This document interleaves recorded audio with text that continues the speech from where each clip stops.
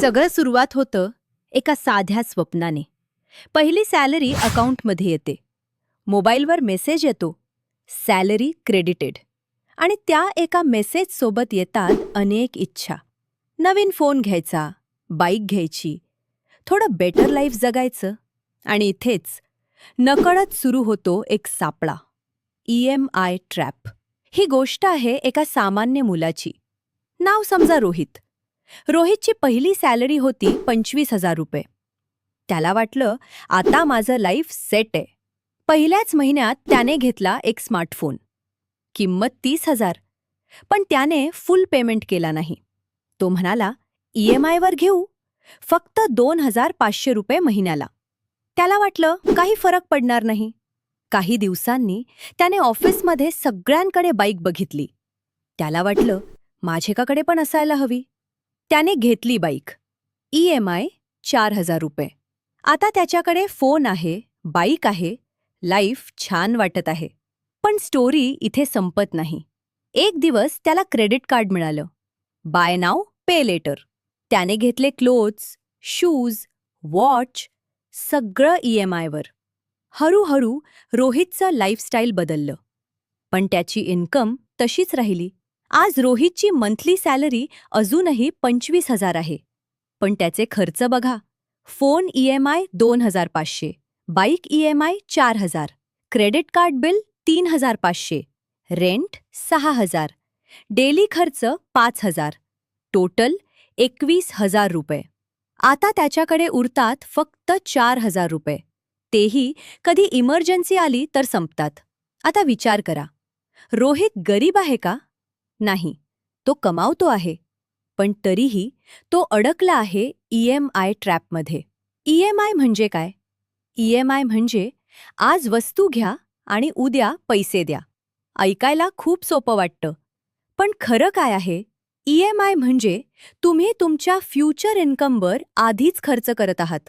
तुम्ही आज फोन घेताय, पण त्याचे पैसे पुढचे 12 महिने भरताय.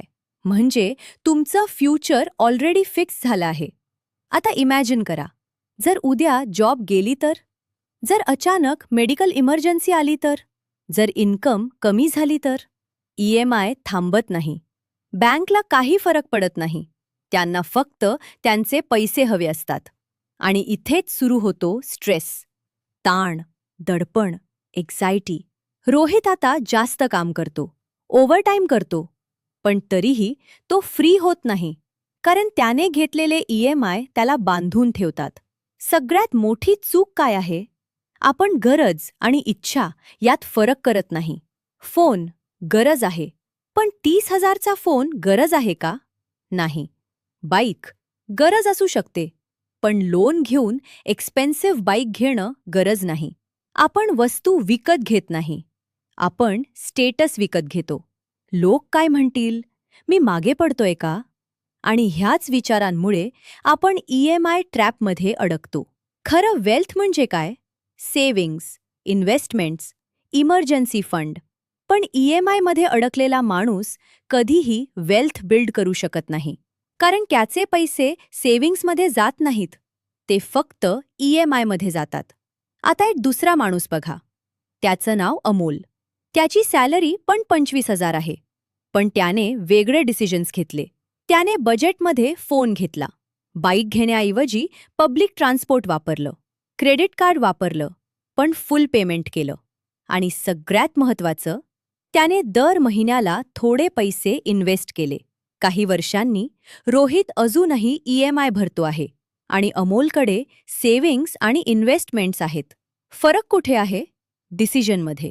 EMI वाईट नाही, पण चुकीच्या गोष्टींसाठी EMI घेणं वाईट आहे. एज्युकेशन लोन ठीक आहे, बिझनेस लोन ठीक आहे, होम लोन ठीक आहे. पण phone EMI, fashion EMI, luxury EMI हे ट्रॅप आहेत. एक साधा रूल लक्षात ठेवा. If you can't buy it twice, don't buy it once. म्हणजे जर तुमच्याकडे पैसे नाहीत तर ती वस्तू घेऊ नका. आणखी एक रूल, पहिले सेव्ह करा, मग स्पेंड करा. पण आपण काय करतो? पहिले स्पेंड करतो आणि उरलेलं सेव्ह करतो. आणि उरतच काही नाही. म्हणून आजच एक निर्णय घ्या. तुम्ही EMI साठी काम करणार आहात की तुमचे पैसे तुमच्यासाठी काम करणार आहेत? तुम्ही आयुष्यभर बिल्स भरत बसणार आहात की फायनान्शियल फ्रीडम मिळवणार आहात? कारण शेवटी EMI हा फक्त एक पेमेंट नाही, तो एक सापळा आहे जो हळूहळू तुमचं फ्युचर खाऊन टाकतो. आज थांबा, विचार करा आणि स्मार्ट डिसिजन्स घ्या. कारण EMI तुम्हाला श्रीमंत बनवत नाही, ती तुम्हाला फक्त व्यस्त ठेवते. स्मार्ट बना, फायनान्शियली स्ट्रॉंग बना आणि EMI ट्रॅपपासून